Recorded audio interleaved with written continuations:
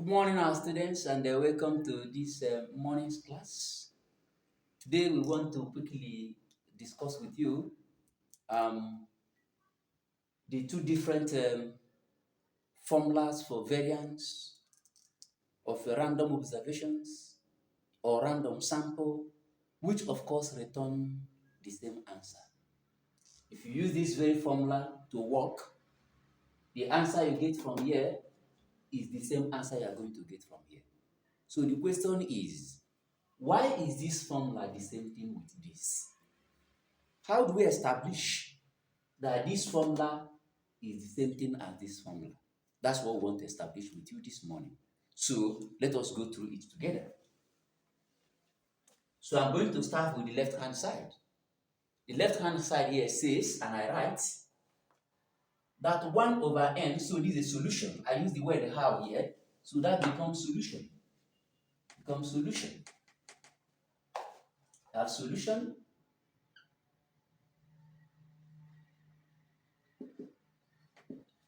What I have here is what? 1 all over what? N. Sum I is running from 1 to n. Remember that any day you have something like x minus 2 all raised to power 2. You express it this way, x minus 2 into x minus what? 2. This and this are the same thing in mathematics. So that is how I'm going to express this in this way now. I'll come here and open a bracket and say xi minus x bar, open again, xi minus x what bar. I will now close it. This thing implies, now I am going to use open a bracket by using this to multiply this, using this to multiply this, using this to multiply this, and using this to multiply this. So what I have becomes 1 all over what? N for this one.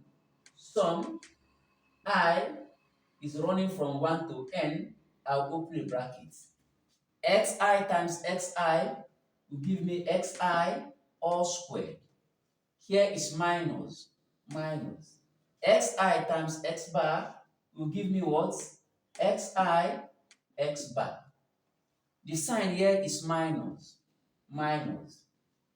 X bar times xi will give me what? Xi x bar. Here is minus and here is minus. Minus times minus will give me plus. X bar times x bar will give me x bar all squared. I will close the bracket. So this thing implies 1 all over what? N. Sum I is running from 1 to n.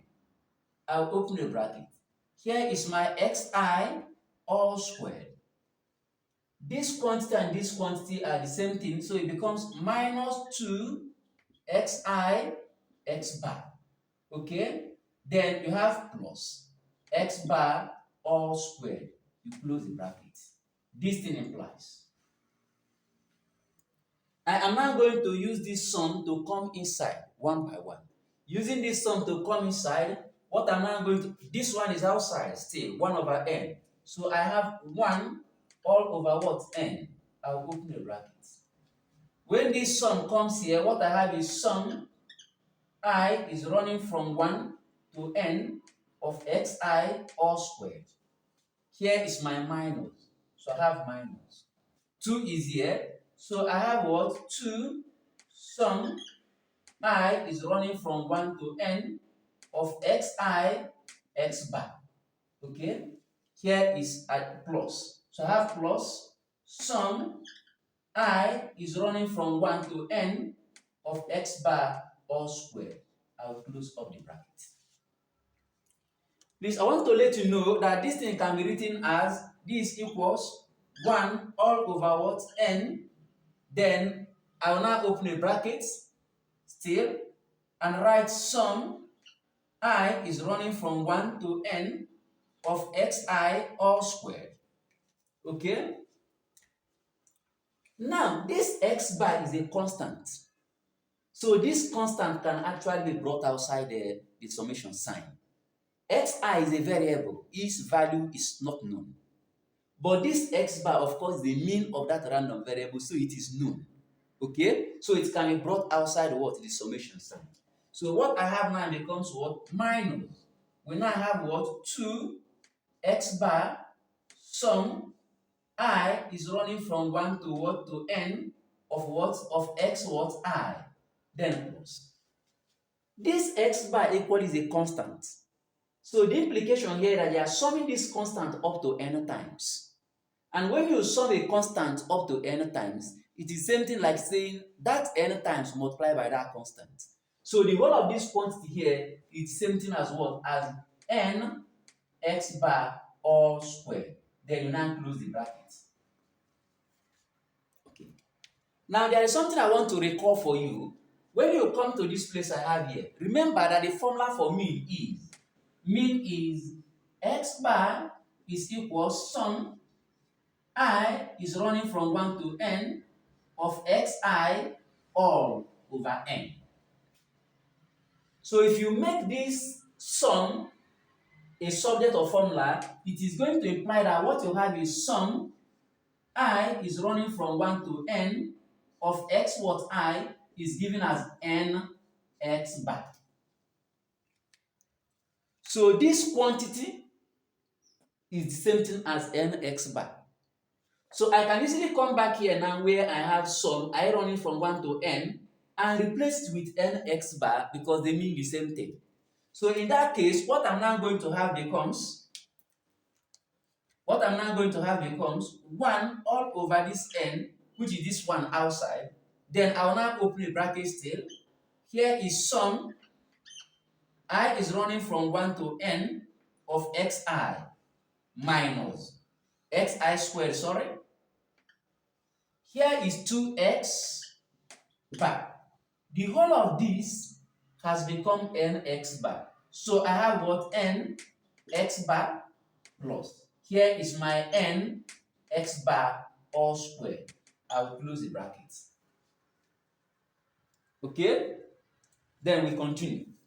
Here is my, of course, if you watch here is x bar and here is x bar. So it can be squared. So when we square it now, what we're now going to have now becomes that this is equals, we now have, this is now equals 1 all over n for this one. So coming here, I have sum I is running from 1 to n of this xi all squared. Sorry, my marker is becoming fainty. Here becomes minus 2n x bar all squared. Okay? 2n x bar all squared. Then you say plus n x bar all squared. You close up the brackets. Please, this is what we want to show. Permit me to clean it here and then complete it.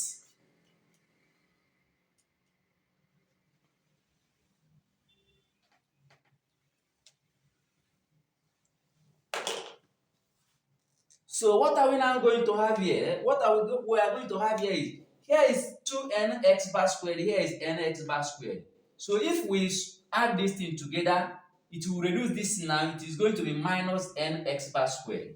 So what we now have here becomes what? That s squared, oh no.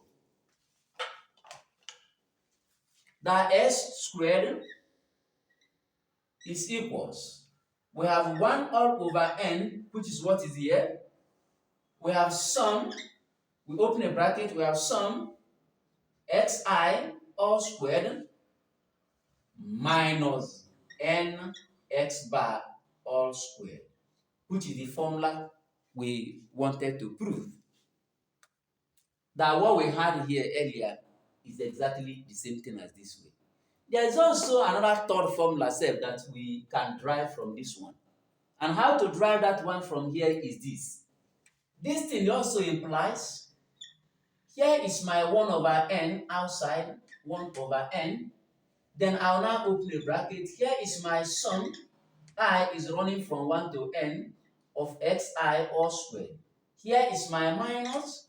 Here is my n. Remember that x bar is sum of xi all over n. So I can come to this x bar and replace with sum I running from 1 to n of xi all over n. So in that case, what I'm going to have here becomes sum I is running from 1 to n of xi all over what? N all squared, because it is squared here. You now close the bracket. So let me change this to this kind of bracket. So this thing is now going to imply as 1 all over n. Then you open a bracket, sum I is running from 1 to n of xi all squared minus this n that is here. So if you want to square this one here, I'll square the numerator and square the denominator. I have sum I is running from 1 to n of xi all raised to power 2 all over n raised to power 2. You close the bracket. This n will affect this, and this is gone. So what you now have left becomes 1 all over what? N. Sum I is running from 1 to n of xi all squared minus, you now come here and you have sum I is running from 1 to n of xi all squared all over n. So these are the different formulas you can see. Okay? These are the different formulas that you can see for variance. They are the different formulas you can see. I'm sorry my marker became a little fainty. Then the weather is not as bright as possible, which of course has affected the clarity of my videos to some extent. My apologies for that. Thank you very much for your audience this morning, and we expect you and your presence in our next class.